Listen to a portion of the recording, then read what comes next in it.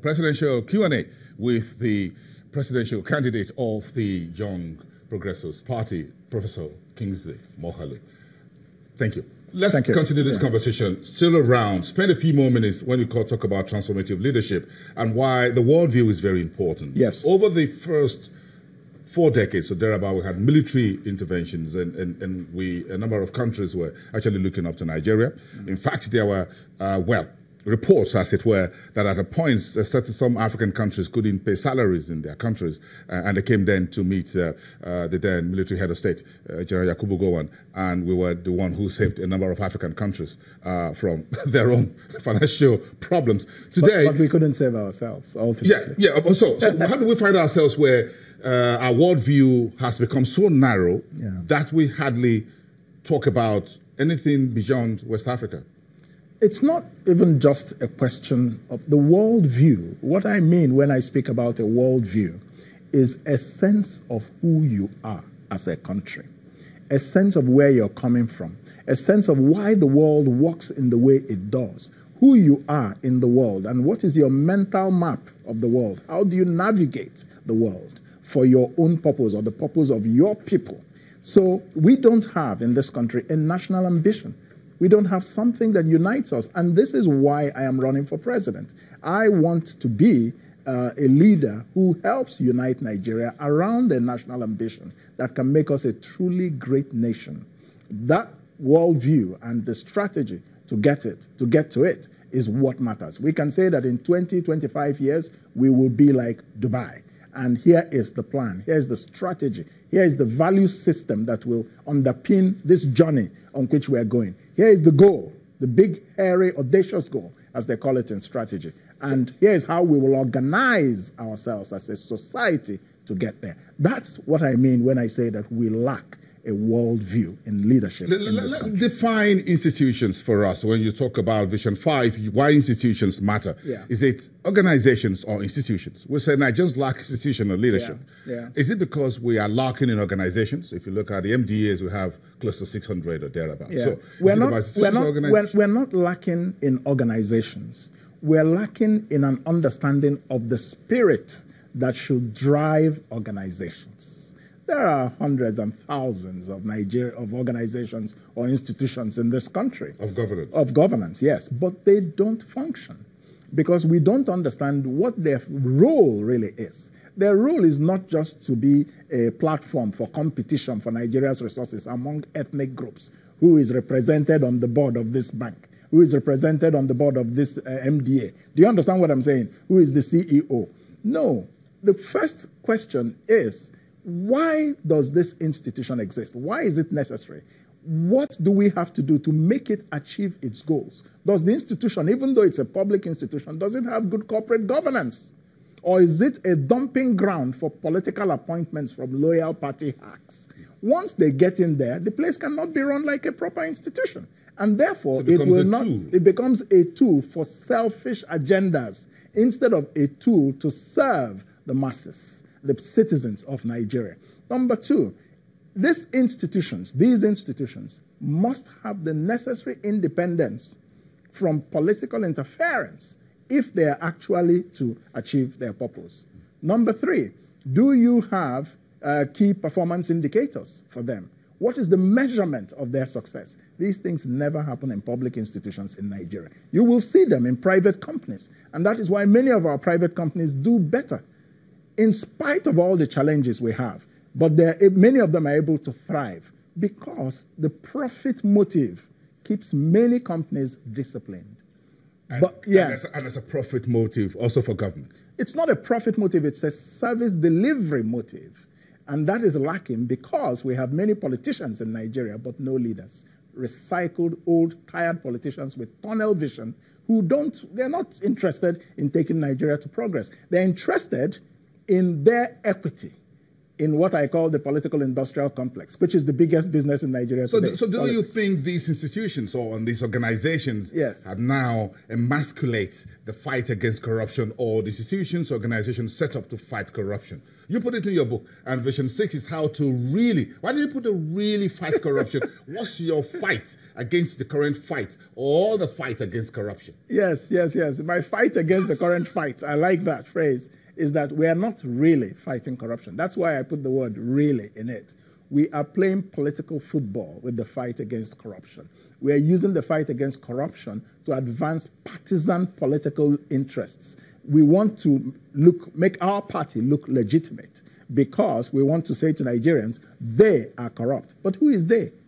Who, if you are talking from the APC standpoint, who is APC? APC is PDP. PDP is APC. There's no difference. So it's just people are using the fight against corruption to advance their own narrow political agenda and delegitimize other political opponents, whereas corruption is inside the APC and inside the PDP as well. So, and outside both? And outside both. And perhaps in other political parties? Possibly. So corruption is a Nigerian challenge. Here is how we will, working together, meet it in my presidency, the Kingsley Moghalu presidency. So how would you do it? Yes. The first thing about corruption is to address the value system challenge. The value system in this country has been exceedingly corroded.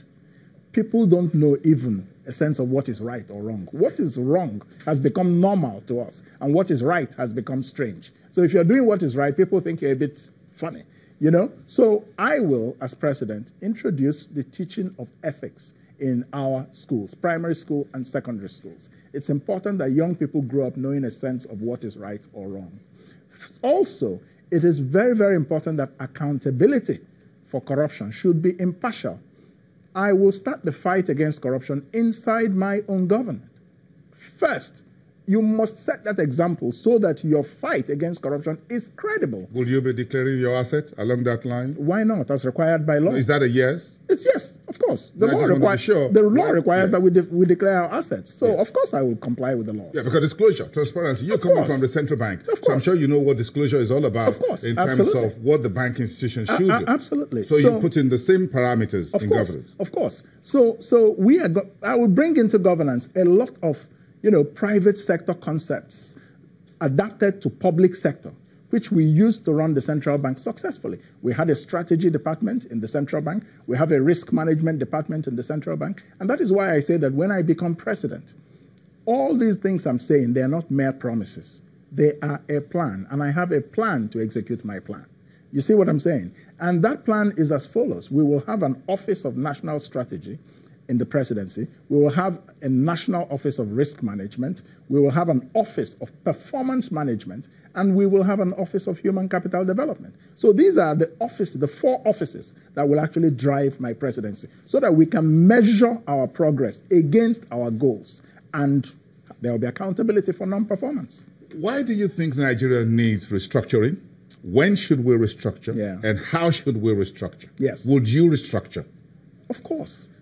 Restructuring Nigeria is something that all of us in Nigeria today, with just maybe a small minority, recognize as a necessary thing. It is imperative. What is your definition of restructuring? Yes. My definition of restructuring is that Nigeria has to be returned to a constitutional federation. We are called the Federal Republic of Nigeria, but Nigeria is not a federal system today. It's a unitary state because the military made it so in 1966 and in 1969. In 1966, when they changed it, suspended the constitution. In 1969, when the federal government appropriated all the natural resources in Nigeria to the ownership of the federal government. Did you think we missed that point in 1998 to 99? At the end of the military rule? Well, I think the constitution that was made had a lot of military influence. Today, Nigeria needs a new constitution. Would you enthrone a new one? I would work towards it, a people's constitution, for sure. And that new constitution is what will establish a proper federation. We will return to something close to, not necessarily identical, the 1963 constitution, where Nigeria is a federation, which has 2 units, the central government and the subnational units. And I recommend, it's not the president that will restructure. it is the National Assembly and the state assemblies that will adopt a new constitution.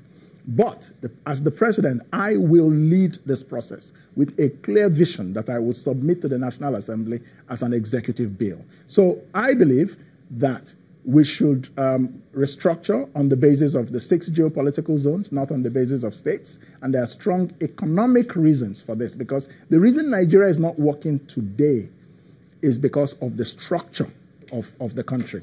Then, very important to clarify what I mean by restructuring, then there must be resource control, where all the minerals in Nigeria are under the control of the regions that sit on top of them. But those regions must pay a royalty or a tax to the central government. That's very important. Resource control is an important part of federalism.